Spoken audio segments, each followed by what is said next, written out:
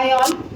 Uh, so here we have gathered to discuss about digital to analog converters. So you know that we are using A to D and DTA converters in various applications like instrumentation, medical field, in audio and video processing. Everywhere we are using it. Okay? So in A to D converter, we are converting an analog signal into a digital signal. So you'll be using sampling and quantization. You'll be using some filters to avoid noise, etc. So in D to A converters is just a reverse process of A to D converters, right?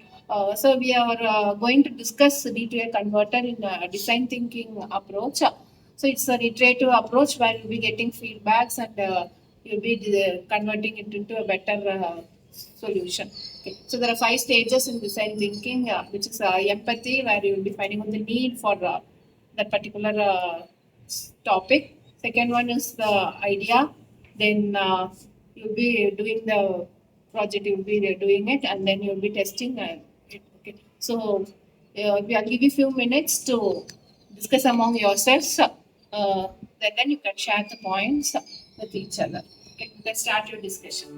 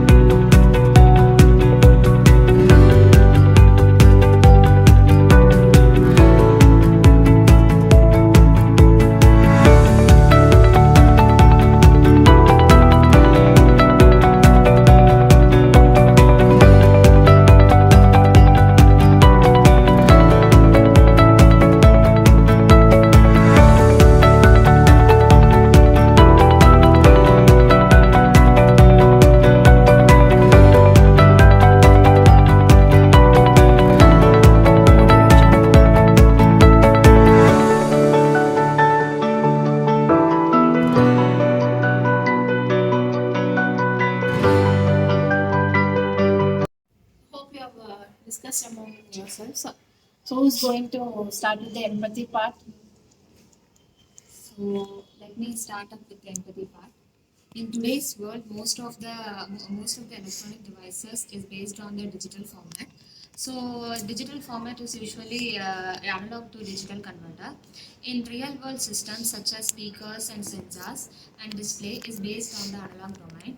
So usually in engineers and developers mostly face many challenges in when they need in this analog to digital output. So for this, they depend upon the digital processor or microcontroller.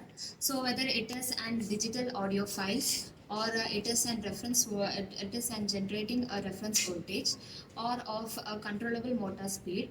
It depends upon the output of digital to analog converter. So there should be an clear reliable output between the analog to digital converter. So it is most essential in that. So based on this, users struggle like distortion and limitation complexity and most of the solutions. This DAC is not just only seen as a circuit, it is seen as a meaningful circuit as a human-machine interaction. So next we coming to the defined part. The overall challenge is to convert a digital to analog currents voltage with accuracy, efficiency and minimal cost of complexity. So the next the user needs an reliable to convert a digital to analog for real world uses. It is easy to understand for learning and to optimize and for the opportunities. So this problem not only focuses on the technical functioning but also it focuses on the user learning and resolution speed and also the power consumption.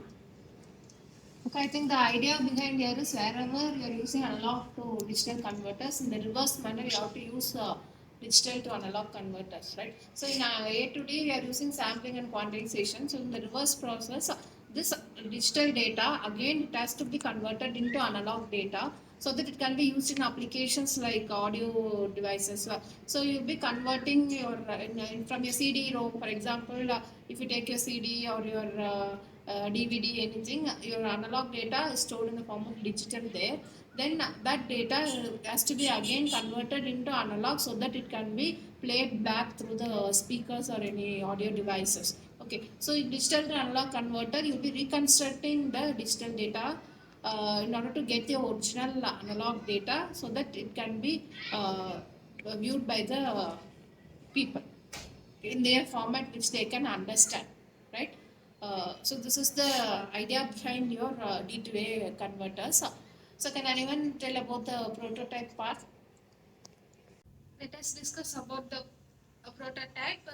It is easier to implementation and the understanding of the digital converter into the analog converter.